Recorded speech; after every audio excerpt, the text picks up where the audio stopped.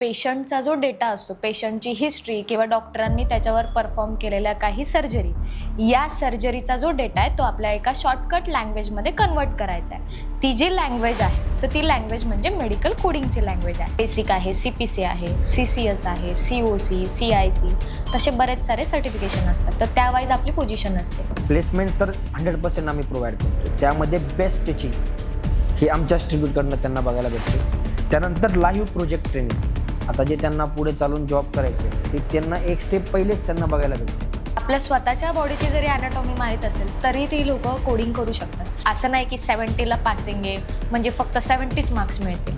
आज माझे स्टुडंट 90, 95, 97, 93 अशा स्कोरने पास होतात. फक्त पास व्हायचं म्हणून नाही होत. मी स्टुडंटला सगळ्यात स्ट्रॉंगली सजेस्ट करेल की त्यांनी शॉर्टकट, ज्यावेळेस ते मेडिकल कोडिंगचा क्लास करणार त्यावेळेस त्यांनी शॉर्टकट यूज करू नये. तुम्ही पास तर होणार रट्टा मारून, बट ज्यावेळेस तुमचा इंटरव्ह्यू येईल किंवा ज्यावेळेस तुम्हाला लाईव्ह प्रोजेक्टवर काम करायचं तर ते तुम्हाला कुठेतरी डिफिकल्ट जाईल. त्यासाठी तुम्ही, माझं एकच सजेशन आहे की कोणी शॉर्टकट यूज नको करायला.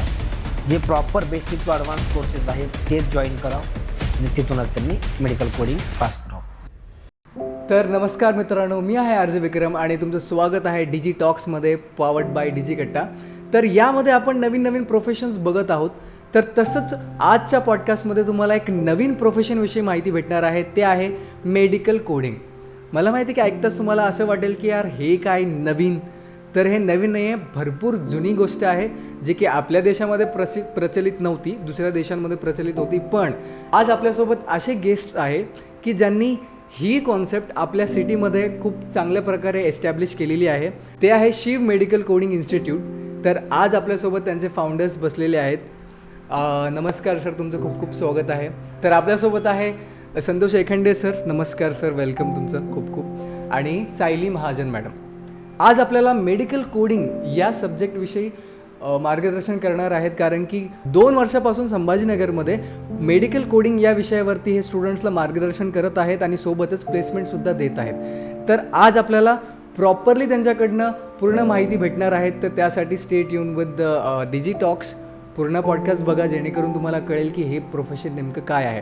तर मी पहिला प्रश्नापासून सुरुवात करतो की मॅडम, मेडिकल कोडिंग म्हणजे नेमकं काय? सो आता बेसिक कन्सेप्ट आहे मेडिकल कोडिंग म्हणजे काय. जसं आपला जो डेटा आहे, पेशंटचा जो डेटा असतो, पेशंटची हिस्ट्री किंवा डॉक्टरांनी त्याच्यावर परफॉर्म केलेल्या काही सर्जरी, या सर्जरीचा जो डेटा आहे तो आपल्या एका शॉर्टकट लँग्वेजमध्ये कन्वर्ट करायचा आहे. ती जी लँग्वेज आहे तर ती लँग्वेज म्हणजे मेडिकल कोडिंगची लँग्वेज आहे. ओके, ती कशी असते, आता अल्फा न्यूमॅरिक टाईपमध्ये असते. सिम्पल आपण जर बघितलं तर नॉर्मल आपल्यावर होणाऱ्या ज्या पण सर्जरी आहे किंवा डायग्नोसिस आहे, प्रत्येक सर्जरी, प्रत्येक डायग्नोसिस, प्रत्येक सिम्पटमसाठी एक एक कोड आहे. तर तो कोड आपल्याला यूज करायचा आहे हेल्थ केअर IT सेक्टरमध्ये. म्हणजे नेमकं तुम्हाला असं म्हणायचं की ही एक पेशंटची माहिती आहे? Yes, right. ओके. आणि ते मग साध्या भाषेत आपण समजून घ्यायचं इन शॉर्टमध्ये तर काय समजायचं? जसं आपण इकडे डॉक्टरांना पेमेंट करतो, ओके, तसं US हेल्थ केअरमध्ये काय आहे की जो पण पेशंट आहे त्याला जर एखादी प्रोसिजर परफॉर्म झाली पेशंटवर, तर तो जो डॉक्टर असेल किंवा ते जे फिजिशियन असतील तर फिजिशियनला जे पेमेंट आहे प्रोसिजर करण्याचं, हे कोण देईल तर पेशंटची इन्शुरन्स कंपनी देईल. मग पेशंटच्या इन्शुरन्स कंपनीकडून जर डॉक्टरांना पेमेंट मिळवून द्यायचं आहे तर जे हॉस्पिटल्स आहेत, जे फिजिशियन्स आहेत, ते त्या पेशंटचा डेटा आपल्याला पाठवतात. त्या डेटाला आपल्याला एका लँग्वेजमध्ये कन्वर्ट करायचे कोडिंगच्या. ओके, त्या लँग्वेजवरनं किंवा त्या कोड्सवरनं ती इन्शुरन्स कंपनी ठरवते की या प्रोसिजरसाठी किती पेमेंट प्रोव्हाइड करायचं. सो सिम्पल ही आहे आपली कोडिंगची मेथड. अच्छा, मुळात आपण म्हणू शकतो की एक मेडिकल फील्डमध्ये सुद्धा आपल्याला सॉफ्टवेअर टाईप काहीतरी गोष्टी असतात. तर मॅडम, यामध्ये आपण मुळात लोकांना कसं कळू देणार की हे तुमच्या सर्वांसाठी खूप फायदेशीर असणार आहे? आता जसं काहींना म्हणजे आपल्याला खूप जणांना असं वाटतं की आतापर्यंत जी पण आहे की फार्मसी झालं, डिप्लोमा फार्मसी झालं, B.Pharm झालं, BSc झालं, तर आपण काय करू शकतो, एक तर मेडिकल टाकू शकतो किंवा मॅन्युफॅक्चरिंग कंपनी आहे त्यामध्ये आपण जॉब करू शकतो. तर त्यापेक्षा पण बेटर ही फील्ड आहे. कारण जसं आपलं सॉफ्टवेअर कोडिंगचा जॉब आहे, 5 डे वर्किंग आहे, सॅटर्डे संडे ऑफ आहे, किंवा जी ग्रोथ आहे तर ती ग्रोथ कोडिंगमध्ये आहे. तर तशीच ग्रोथ मेडिकल कोडिंगमध्ये जास्त आहे ॲज कम्पेअर टू मॅन्युफॅक्चरिंग वगैरे या सेक्टरमध्ये. म्हणजे मुळात आपण एवढंच म्हणू शकतो की जे फेमस प्रोफेशन्स आहेत ते तर फेमसच आहेत आणि हा लपलेला अजेंडा म्हणजे लपलेलं प्रोफेशन आहे. तर तुम्ही याला कसं फाइंड केलं की ही प्रोफेशन खरंच बूम करू शकतो किंवा बूस्ट करू शकतो प्रत्येकाला? आता जसं सांगितलं मी की आपण जर जॉब करायचा ठरवला तर खूप काहीच गोष्टी आहेत ज्यामध्ये आपण करू शकतो की त्याच्यात करिअर करता येईल. पण ही जी फील्ड आहे ही मे बी इंडियामध्ये किंवा महाराष्ट्रात मोस्टली कोविड नंतर दिसली, सगळ्यांना सापडली की हां असं काहीतरी आहे. बट ॲक्च्युअल ही भरपूर दिवसांपासून आहे, पण आत्ता ती माहिती व्हायला लागली. तरी अजूनही काही एरिया आहे की काही पार्ट्स आहेत ज्यामध्ये अजून माहीत नाही आहेत. त्या ॲज अ करिअर अपॉर्च्युनिटी आपण असं म्हणू शकतो की हे नवीन आहे का खूप अगोदरपासून आलेलं आहे? नाही, भरपूर अगोदरपासून, मे बी 2016 पासून आहे आपल्याकडे. बट ती गोष्ट जास्त माहीत नव्हती. आत्ता माहीत मिळाली. येस. 2016ला छत्रपती संभाजीनगरमध्ये हेल्थ केअर कंपनीचा स्टार्टअप आहे. 2016 ज्यावेळेस चालू झाली त्यावेळेस कोणाला माहिती नव्हतं की मेडिकल कोडिंग ही काहीतरी एक आहे बाबा, जॉब ऑपॉर्च्युनिटीज किंवा एक सेक्टर आहे. हे ज्यानंतर कोविड आला, कोविडनंतर वर्क फ्रॉम ऑपॉर्च्युनिटीज बघायला भेटल्यात, त्यानंतर समजलं की इथे पण एक ऑपॉर्च्युनिटीज आहेत आपल्याला. त्यानंतर मग जे D.Pharm B.Pharm झालेत हे तिथे जायला लागलेत. त्यानंतर मग ते मेडिकल कोडिंग आपल्या सेक्टरमध्ये माहिती पडलं आहे. तर मग आपण असं म्हणू शकतो का की ही एक नवीनच स्टेज आहे सध्याच्या स्थितीमध्ये? हां, असं म्हणू शकतो. आणि मला एवढं जाणून घ्यायचं होतं की तुम्हाला कसं काय सापडली ही फील्ड, म्हणजे तुम्ही कशी एंट्री मारली याच्यामध्ये? माझं जसं फार्मसी कंप्लीट झालं, माझा एक फ्रेंड होता, तो ऑलरेडी मध्ये काम करत होता. त्यांनी मला सजेस्ट केलं की इथे एक इन्शुरन्स कंपनी आहे की जे US काम करते, तर तू तिथे जा, चांगली ऑपॉर्च्युनिटीज आहेत. तर त्यावेळेस मी नॉन सर्टिफाईड म्हणून तिथे जॉब करत होतो. तिथे गेलो, तिथं जॉब करायला लागलो. मी 3 वर्ष जॉब केला. त्यानंतर मी CPC करण्यासाठी पुणे लोकेशनला गेलो. वर्क फ्रॉम मला भेटलं, मी वर्क फ्रॉममध्ये मग मी पुणे लोकेशनला गेलो. जॉब करत करत मी CPCचा क्लास केला त्या लोकेशनला.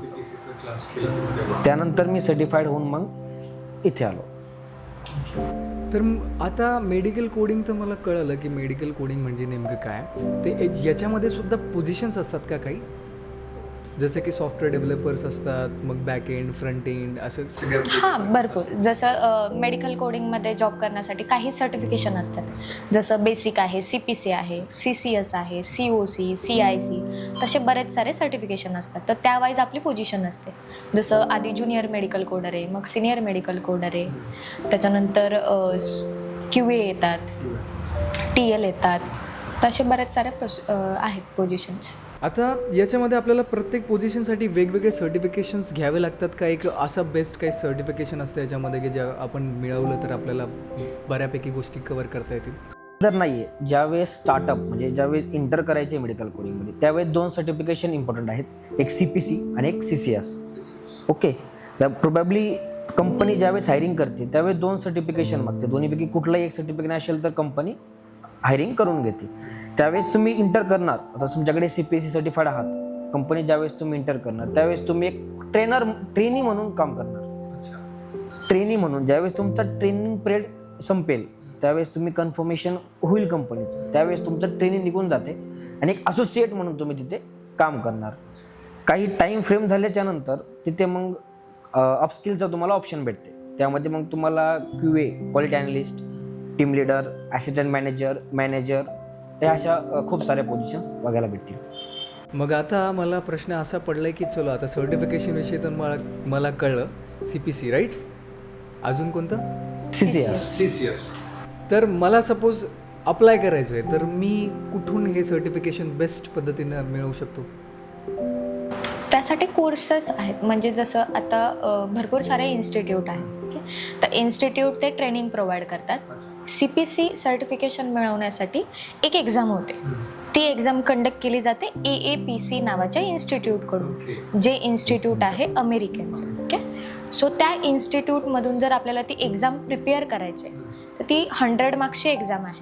त्याला पासिंग करण्यासाठी 70 मार्क्स लागतात. मिनिमम क्रायटेरिया 70चा. आणि जी एक्झाम आहे ती ओपन बुक आहे, बट त्यासाठी प्रिपरेशन असतं. सो बरेच इन्स्टिट्यूट प्रिपेअर करून घेतात. बरेच इन्स्टिट्यूट प्रिपेअर करून घेतात, पण मी असं ऐकलं की तुमचं जे इन्स्टिट्यूट आहे त्याच्यामध्ये प्लेसमेंटसुद्धा भेटतात डायरेक्ट. म्हणजे तुम्ही प्रिपेअर तर करून घेताच, पण त्याच्यासोबतच तुम्ही त्यांना प्लेसमेंटची हमखास गॅरंटी म्हणजे तुम्ही देतातच डायरेक्ट. आम्ही जे आहे कमिटमेंट, फेक कमिटमेंट करत नाही.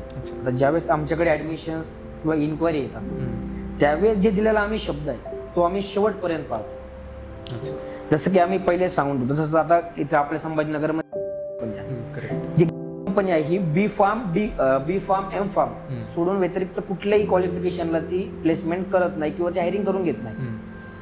त्यामुळे आपण असं कोणाला सांगत नाही की डी फार्म आहे तरी मी लावून देईल, BSc आहे तरी मी संभाजीनगरला प्लेसमेंट करून देईल.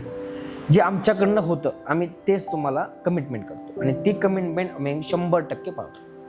मग आता मला हे विचारायला आवडेल की तुम्ही सुरुवातीपासून त्यांना उचलतं तर एंडपर्यंत तुम्ही त्यांचं अचिव्हमेंट पूर्ण करून देतात. तर तुम्ही जेव्हा सुरू केलं तर म्हणजे इन्स्टिट्यूट आपलं Shiv medical institute, right, medical coding institute, तर त्यामध्ये सुरुवात तुम्ही कशी केली ती? तुम्हाला कुठून सुचलं की मी सुद्धा करायला हवं आणि कशी सुरुवात केली? मी पहिलेच सांगितलं की ज्यावेळेस मी जॉब करत होतो, जॉब करण्यासोबतच मी CPC करण्यासाठी पुणे लोकेशनला स्विच. तर पुणे लोकेशनला जाऊन तिथला राहण्याचा एक्सपेन्स, त्यानंतर एक्झामची फीस, म्हणजे मॅडमने तुम्हाला पहिले सांगितलं की $752 फीस आहे. जर इंडियन रुपीजमध्ये कन्वर्ट केलं तर नियर बाय 70,000च्या आसपास ती फीस जाते. त्यानंतर इन्स्टिट्यूटचे ट्रेनिंगचे चार्जेस पुणे लोकेशनला किती पण नाही तर 30-35च्या आसपास ते एक चार्जेस जातात. तर हा जो एक्सपेन्स आहे हा खूप कॉस्टली जातो.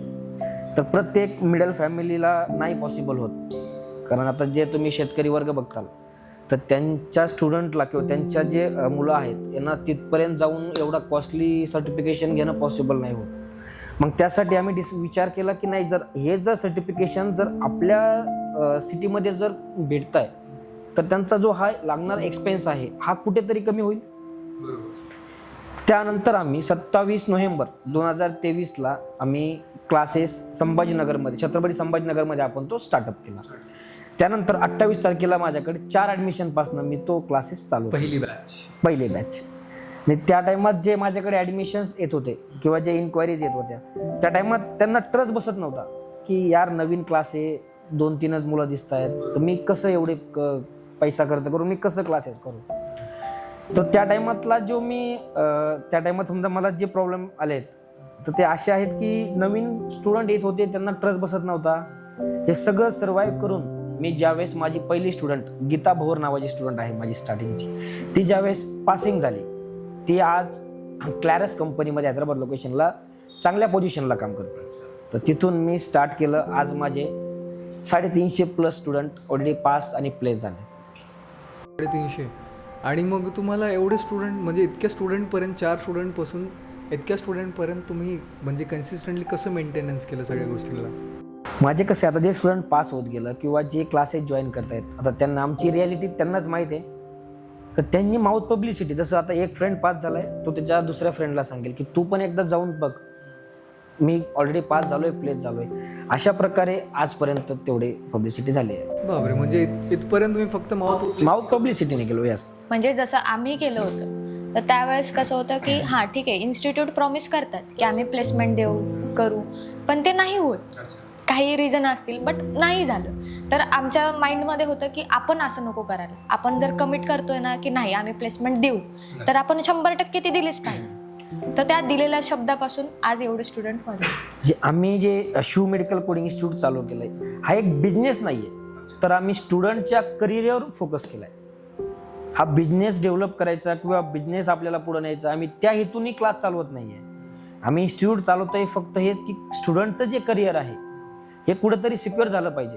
आणि ज्या हेतूने किंवा ज्या विचार करून स्टुडंट माझ्याकडे ॲडमिशन घेत आहे तर त्यांचं जे स्टुडंट ॲडमिशन घेण्याच्या पहिले त्यांच्या मनात जी भीती असते ती शेवटला निघून गेली पाहिजे आणि त्यांचं फ्युचर कुठेतरी सिक्युअर झालं पाहिजे. मग स्टुडंट्स तुम्हाला फक्त प्लेसमेंट्स देत आहेत म्हणून चूज करतायत का तुम्ही याच्या व्यतिरिक्त सुद्धा भरपूर गोष्टी त्यांना प्रोव्हाइड करताय? आता तुम्ही म्हणताय बघा, प्लेसमेंट तर 100% आम्ही प्रोव्हाइड करतो. त्यामध्ये बेस्ट टीचिंग हे आमच्या इन्स्टिट्यूटकडनं त्यांना बघायला भेटते. त्यानंतर लाईव्ह प्रोजेक्ट ट्रेनिंग आता जे त्यांना पुढे चालून जॉब करायचे ते त्यांना एक स्टेप पहिलेच त्यांना बघायला भेटते. म्हणजे काय होतं, ज्यावेळेस ते IT सेक्टरमध्ये जॉब करणार त्यांना ते खूप इझिली वाटतं आणि ते फ्रेंडली होऊन जातं त्यामुळे. तर तेही त्यांना आपण पहिलेच भेटतो. म्हणजे तुम्ही आता माउथ पब्लिसिटी केली, स्टुडंट्सला तुम्ही भरपूर क्वालिटी प्रोव्हाइड केली आहे. तर याच्यानंतर आपल्याला हा प्रश्न पडतो की तुम्ही हे सगळं ऑलरेडी एक्झिक्यूट केलं आहे, पण याच्यामध्ये एखादी असे 2-3 प्रॉब्लेम्स आहे का तुम्ही जे पॉईंट आऊट करू शकता की हां ह्या प्रॉब्लेम्स फेस करतो आम्ही इतर लोकांमुळे किंवा इतर इन्स्टिट्यूट्समुळं किंवा कोणाच्या काय बोलतो ना आपण रुमर्समुळं, या सगळ्या गोष्टी असं काही फेस प्रॉब्लेम्स तर नाहीये, बट रुमर्सच असतात की काही XYZ पीपल असतात किंवा काही कॉम्पिटिटर असतात, तर ते काही रुमर्स स्प्रेड करतात. जसं की आता सरांनी सांगितलं BSc पण असेल तर तुम्ही मध्ये अप्लाय करू शकतात, बट ही रियालिटी नाहीये. ची पॉलिसी आहे की ते B.Pharm घेतात, फक्त B.Pharm किंवा M.Pharm, बाकी क्वालिफिकेशनला ते प्रोव्हाइड नाही करत प्लेसमेंट.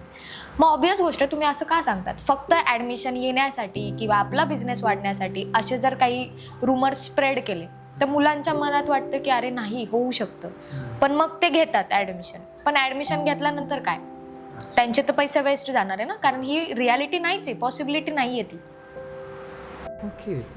आणि हे जे आपण कव्हर करतो याच्या सगळ्यांमध्ये एका स्टुडंटकडे कुठल्या स्किल्स परिपूर्ण असाव्यात त्याच्याकडे? बेसिक, जसं आपण 12th पर्यंत शिकतो, नॉर्मल ॲनाटॉमी, आपल्या स्वतःच्या बॉडीची जरी ॲनाटॉमी माहीत असेल तरी ती लोक कोडिंग करू शकतात. म्हणजे असं काही स्टुडंटला वाटतं अरे 100 पैकी 70 मार्क्स पाहिजे, म्हणजे CPC खूप हार्ड आहे. बट जेव्हा आम्ही टीचिंग करतो किंवा मी जेव्हा त्यांना शिकवते तर मी याच ॲझम्पशनने शिकवते की आत्ता मी 0 पासनं ते घडवणार आहे. ओके, तर त्यांना खूप बेसिक लँग्वेजमध्ये, खूप एकदम जसं आपल्याला आपल्या मदर टंगमध्ये समजतं त्या लँग्वेजमध्ये त्यांना शिकवण्याचा प्रयत्न करते, जेणेकरून त्यांना ते कळतं. म्हणून आज जो आमचा रिझल्ट आहे तो असं नाही की 70ला पासिंग आहे म्हणजे फक्त 70च मार्क्स मिळतील. आज माझे स्टुडंट 90, 95, 97, 93 अशा स्कोरने पास होतात. फक्त पास व्हायचं म्हणून नाही होत. मग त्याला प्लेसमेंट पास झाल्यावरच भेटणार ना? प्लेसमेंट पास झाल्यावरच मिळतं. चला, आता प्लेसमेंट्स मिळणार तर नक्की कळलंय, पण आता मला ॲडमिशन घेण्यासाठी किंवा या एक्झामला अपियर होण्यासाठी काय एलिजिबिलिटी हवी आहे? जसं आता नॉर्मल कुठलेही लाईफ सायन्स ग्रॅज्युएट आहे, okay, B.Pharm, yes, life science, B.Pharm, D.Pharm किंवा BHMS आहे, MBBS आहे, BDS आहे, BAMS आहे, BSc, नर्सिंग, MSc, तर कुठलाही जो स्टुडंट असतो लाईफ सायन्स ग्रॅज्युएटवाला तर तो हे करू शकतो. बायोटेक्नॉलॉजी, बायो इन्फॉर्मॅटिक्स सगळे? Yes, right. यामध्ये मग आपल्या क्लासचा किती, म्हणजे त्या प्रिपरेशनमध्ये किती ड्युरेशन एखाद्या स्टुडंटला डिवोट करावा लागतो? कमीत कमी 3 months लागतात.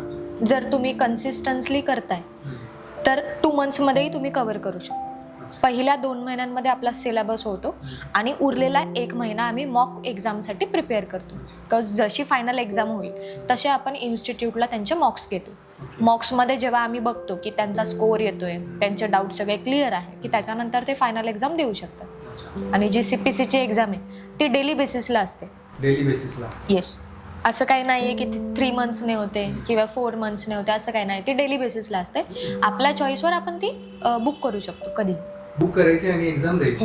एक्झाम द्यायची. त्याच्यामध्ये काही राऊंड्स असतात का एक्झाममध्ये? नाही, पण त्यावेळेस आपण ज्यावेळेस 2 अटेम्प्टचे पैसे भरतो त्यावेळेस आपल्याला 2 अटेम्प्ट भेटतात. इन केस जर फर्स्ट अटेम्प्ट आपण फेल झालो तर सेकंड अटेम्प्ट विदिन 1 yearमध्ये आपण कधीही देऊ शकतो. आपण आता एक्झाम तर क्रॅक केली आहे, आता आपल्याला प्लेसमेंट कुठे, कशी आणि कशा पद्धतीने मिळू शकते?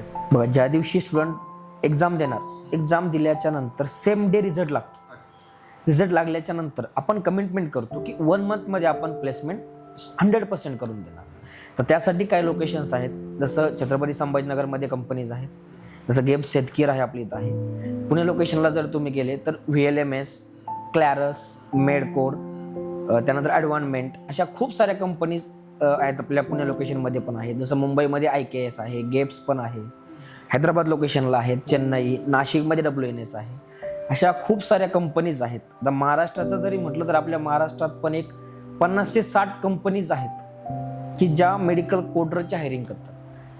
आणि त्यांच्या ज्या हायरिंग आहेत हा डेली मंथली बेसिसवर चालू असतो. तो त्यांना ऑपॉर्च्युनिटीज खूप जास्त आहे. आता मग त्यांना प्लेसमेंट भेटली, जागा भेटली, आता याच्यामध्ये पॅकेजेस आणि सॅलरी कशा प्रकारे असते? आता पॅकेजेसचा जर विचार केला तर आपण पॅकेजेस कसं सिटी वाईज तिथला जो कॉस्ट ऑफ लिव्हिंग आहे त्या हिशोबाने त्यांचं एक पॅकेज फिक्स असतं. बेसिकला जसं आता इंटर करणार आहात कोडर, तर त्याला एक ट्रेनिंग म्हणूनच कोडर घेतलं जातं अप्रेंटिसशिपसाठी. त्याला जे पहिलं पॅकेज आहे, आता छत्रपती संभाजीनगरमध्ये एक नियर बाय 15 ते 17 हजारापासून मंथली स्टार्ट होतं.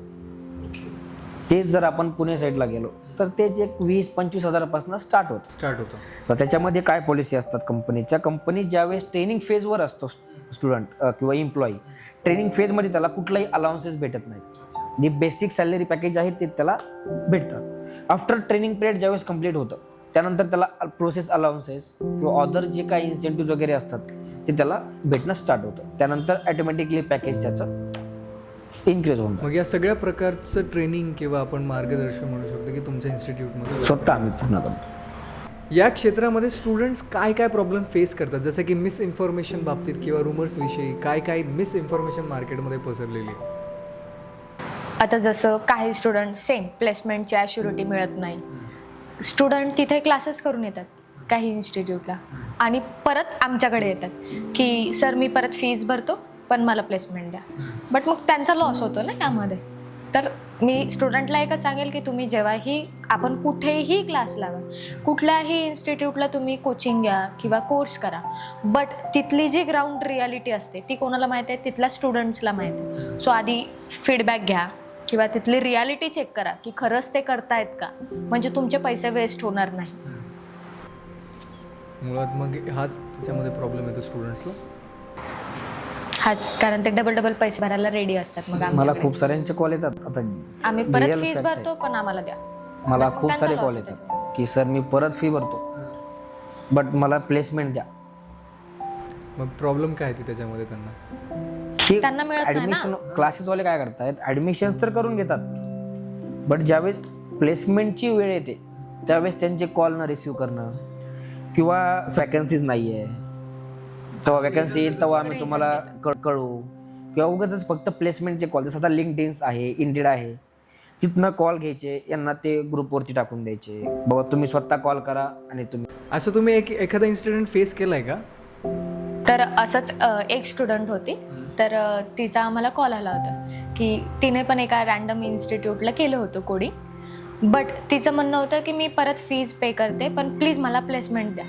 बिकॉज तिची जी दुसरी फ्रेंड होती तिने आमच्याकडे केलं होतं आणि ती ऑलरेडी प्लेस झालेली आहे. तर मग असे तुमचे पैसे वेस्ट जातात. तुमच्याकडं 100% येस राईट. दुसऱ्या इन्स्टिट्यूटचे स्टुडंट्सला प्लेसमेंट झाली नाही म्हणून ते परत फीज भरायला रेडी आहे. बट मग आम्ही त्यांना एकच सजेस्ट करतो की तुम्ही कशाला पैसे वेस्ट करताय.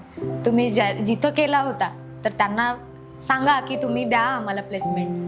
त्यामुळे मला असं कळतं की स्टुडंट आणि तुमच्यामधली बऱ्यापैकी बॉन्डिंग खूप चांगल्या प्रकारे जात असेल.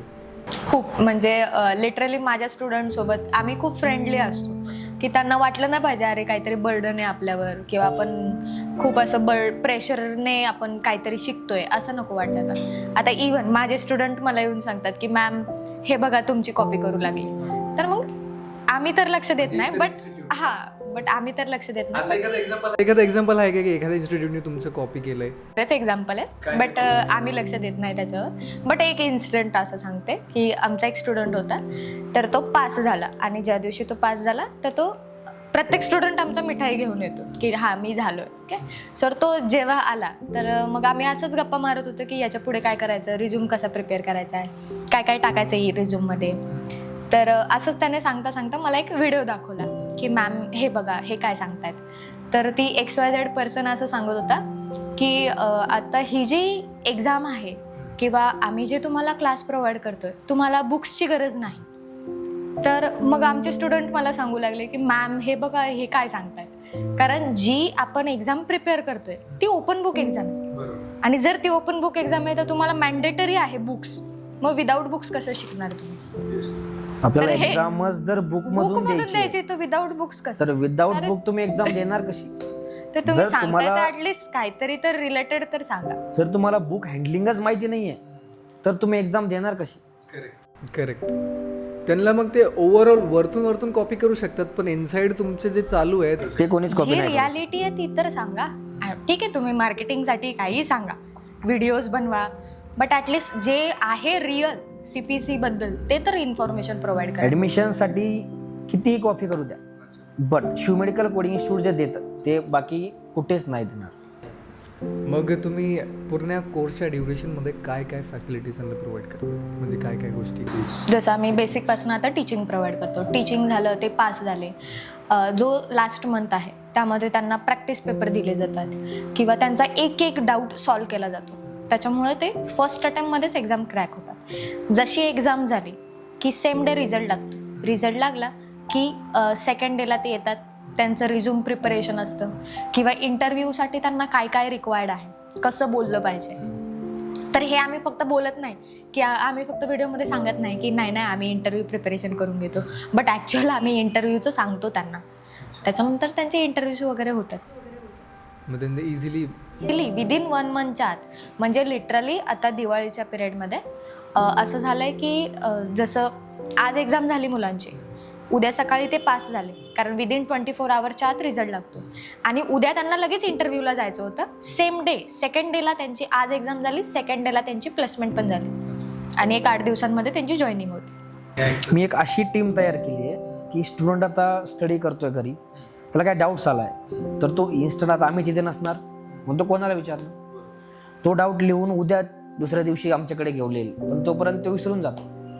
आम्ही असा एक ग्रुप तयार केला आहे की ज्यावेळेस स्टुडंट घरी रात्री 11 वाजू द्या 12 वाजू द्या तो अभ्यास करतो, त्याला डाऊट्स आला आहे तर त्या फोटो काढायचा ग्रुपवर टाकला की त्याला इन्स्टंट त्याचा रिप्लाय भेटणार. म्हणजे काय होतं आहे की ज्यावेळेस स्टुडंट अभ्यास करतोय तर त्याचा तो गॅप नाही पडत की आता या डाऊट आला आहे, मग आता हे क्वेश्चन तर स्किप होऊन जाईल, हे मग मी दुसऱ्या दिवशी जाऊन विचारेल मॅडमला. तर ते गोष्ट होत नाही. ज्या दिवशी आणि ज्या टायमाला डाऊट आलाय तो तिथेच क्लिअर होतो आणि तो झालाच पाहिजे. मग आपल्याकडे ब्रांचेस आहेत का, म्हणजे की? हो, माझी छत्रपती संभाजीनगरमध्ये 2023 पासून ब्रँच चालू आहे. जस्ट आता 30 नोव्हेंबर 2025ला माझी जळगाव शहरामध्ये आता ब्रँच चालू झाली आहे. जळगावमध्ये परत नवीन. म्हणजे कधी स्टार्ट केली? 30 नोव्हेंबर 2025 आता जस्ट ओपन झाले. आता जस्ट चालू झाले. कारण तिथले खूप ॲडमिशन्स मला इथे येत होते ह्या लोकेशनला, पण त्यांना पण तोच मी जे स्टार्टिंगलाच बोललोय की एक्सपेन्स, राहण्याचा एक्सपेन्स, एक्झामचा, आमची इन्स्टिट्यूटची फीस, तर हे त्यांना नको. इतका जो कॉस्टली आहे हा त्यांचा कुठंतरी सेव्ह होईल आणि ती जी फीस आहे, जे सेव्हिंग झालेला पैसा आहे तो कुठंतरी त्यांना एक्झामला काम येईल.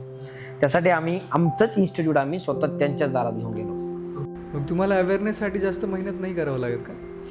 तर करावं लागणार.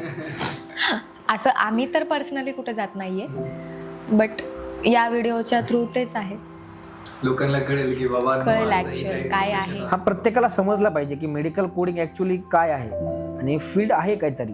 कारण आता D.Pharm वाले अजून पण ज्यांना माहिती नाही ते कोणी मेडिकलवर काम करत आहे, कोणी फार्मास्युटिकल कंपनीजमध्ये जॉब करत आहे. तर ज्यांना माहिती नाही आहे त्यांना ते माहिती आहे, त्यांच्यापर्यंत पोहोचलं पाहिजे. बिकॉज ही फील्ड असं नाही की बाकीच्या फील्ड चांगल्या नाही आहेत किंवा वाईट आहेत, बट ही एक ही एक field आहे, आहे. ही फास्ट ग्रोईंग आहे. तर यामध्ये तुम्ही करू शकता. फास्ट ग्रोईंग आणि स्कोप खूप जास्त तर तो कशामुळे आहे, आपण कशामुळे आहे? पॅकेजेस आहेत किंवा जी ग्रोथ आहे, इन्क्रीमेंट आहे, तर हे जास्त मिळतात. या जितकी तुमच्याकडे स्किल राहील तितकं तुम्हाला पॅकेजेस आहे. स्किल तुम्ही ग्रॅप करा, तुम्हाला पॅकेजेस भेटत जातील. एक्सपिरियन्स. तर मेडिकल कोडिंगमध्ये तुम्ही स्टुडंट्सला सर्वात जास्त इम्पॉर्टंट सजेशन काय द्या? मी स्टुडंटला सगळ्यात स्ट्रॉंगली सजेस्ट करेल की त्यांनी शॉर्टकट, ज्यावेळेस ते मेडिकल कोडिंगचा क्लास करणार त्यावेळेस त्यांनी शॉर्टकट यूज करू नये. कारण शॉर्टकट ही जी फील्ड आहे ही रट्टा मारण्याची किंवा असं लॉजिक, ही जी फील्ड आहे ही एक लॉजिक आणि अंडरस्टँडिंगची फील्ड आहे. यामध्ये ICD, CPT ह्या ज्या गाईडलाईन्स आहेत ह्या गाईडलाईन्स इम्पॉर्टंट आहेत. त्या तुम्हाला बेसिक माहिती पाहिजे. तुम्ही पास तर होणार रट्टा मारून, बट ज्यावेळेस तुमचा इंटरव्ह्यू येईल किंवा ज्यावेळेस तुम्हाला लाईव्ह प्रोजेक्टवर काम करायचं आहे तर ते तुम्हाला कुठंतरी डिफिकल्ट जाईल. त्यासाठी तुम्ही, माझं एकच सजेशन आहे की कोणी शॉर्टकट यूज नको करायला. जे proper basic to advance courses आहेत तेच जॉईन करावं आणि तिथूनच त्यांनी मेडिकल कोडिंग पास करावं. तर अशा प्रकारे तुम्हाला एक नवीन प्रोफेशनसुद्धा नवीन प्रोफेशन म्हणून सुद्धा तुम्ही या प्रोफेशनकडे बघू शकता, मेडिकल कोडिंग. जर का तुम्हाला ह्या इन्स्टिट्यूटला व्हिजिट करायचं असेल तर डिस्क्रिप्शनमध्ये तुम्हाला प्रॉपर ॲड्रेस दिलेला आहे. शिव मेडिकल कोडिंग इन्स्टिट्यूटला तुम्ही प्रॉपरली व्हिजिट करा आणि तुमचं नवीन प्रोफेशन तुम्ही डिस्कवर करा, जेणेकरून तुम्हाला कळेल की हो तुम्हालासुद्धा यामध्ये एंट्री आहे. तर धन्यवाद सर, तुम्ही आलात आणि एवढी इम्पॉर्टंट इन्फॉर्मेशन दिली आम्हाला, त्यासाठी खूप खूप धन्यवाद.